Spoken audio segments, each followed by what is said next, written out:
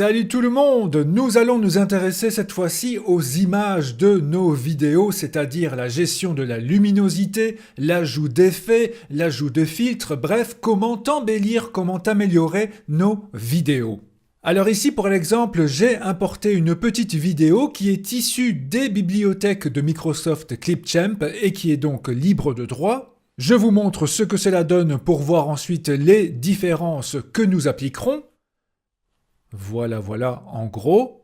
Pour voir les options disponibles, cliquons sur la vidéo dans la timeline et à droite ici nous avons différentes options. Pour ce tutoriel, je vais aller du bas vers le haut en commençant par la catégorie vitesse où là donc nous pouvons accélérer ou ralentir la vidéo. Par défaut, elle est donc sur 1. Et si j'augmente ou réduis en laissant le bouton de la souris enfoncé, voilà, si j'augmente, on voit que dans la timeline, forcément la vidéo se réduit en temps. Si je ralentis, elle sera plus longue.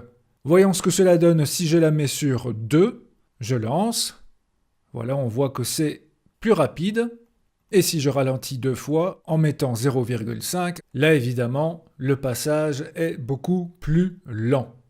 Ici, je vais le remettre sur 1, donc la vitesse initiale, pour aller ensuite dans la catégorie suivante, c'est-à-dire ajuster les couleurs. Ainsi, là, j'ai un arrêt sur image.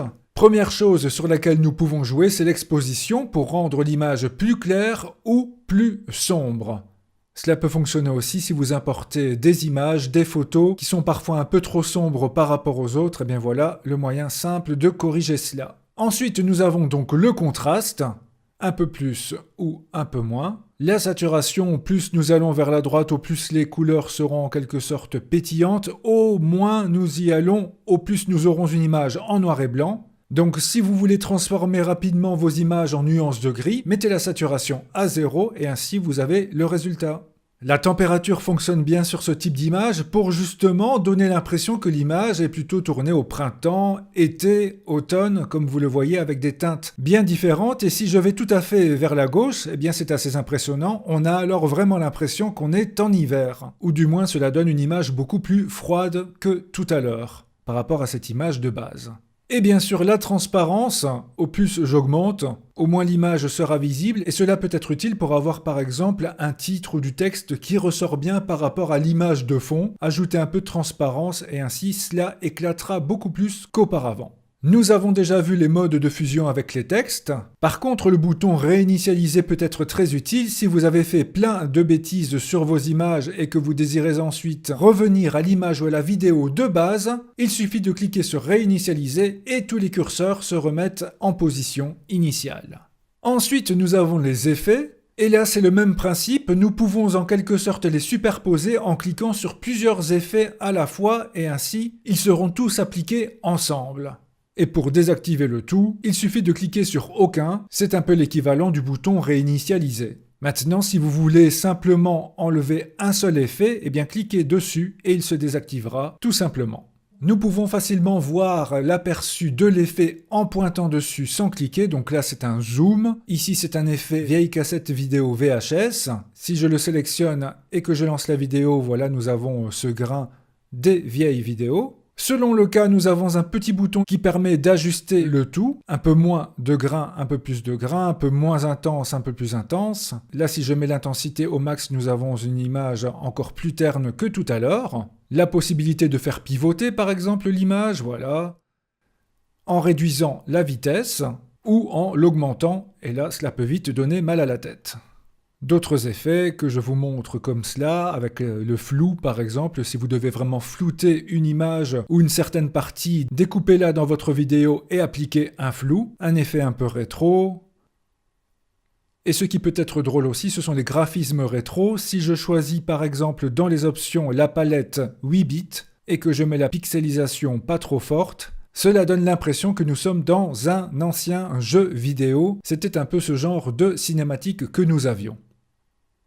L'effet fumée peut aussi être dans certains cas utile pour donner cette impression un peu glauque de fumée qui traverse l'image. À vous de tester. Nous avons aussi les filtres, et là cela joue surtout sur la colorisation de l'image. Si je vais tout en bas des filtres, là nous avons rose et violet, vert et bleu, jaune, noir, donc quelques couleurs proposées. Et ensuite, nous avons divers mélanges, ton plus froid, ton plus chaud, pour donner vraiment une atmosphère à un film par exemple, et quelques autres choix à vous de tester selon votre vidéo pour avoir vraiment l'effet désiré. Et alors évidemment, pour que votre vidéo démarre et se termine doucement, vous avez les fondus. Si je mets l'ouverture en fondu à 2 secondes, l'image ne viendra pas d'un bloc de manière brute, mais plus doucement. Voilà comme nous le voyons. Aussi, vous avez 3 petits boutons au-dessus de l'aperçu. Le premier bouton, c'est recadrer. Si vous ne voulez garder qu'une partie de la vidéo, il suffit de cliquer dessus et ensuite d'utiliser les petits outils que l'on trouve sur les bords ou dans les coins. Par exemple, je ne veux garder que cela de ma vidéo. Voilà, je réduis un peu à la souris, je remonte ici. Si je ne suis pas d'accord, je peux cliquer sur revenir à l'original, mais ici, je vais cliquer sur OK pour valider.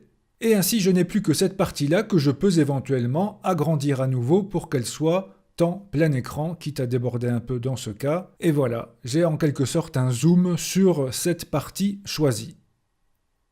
Ce qui est bien, c'est que j'ai aussi le bouton ajuster. Si je clique dessus, cela remet en quelque sorte notre image en plein écran, mais dans ce cas-ci, Clipchamp ne va pas étirer ma vidéo au risque qu'elle soit déformée. Soit je le laisse ainsi, soit j'agrandis encore un peu. Tout dépend, encore une fois, de ce que je veux, mais c'est toujours maniable et déplaçable à la souris.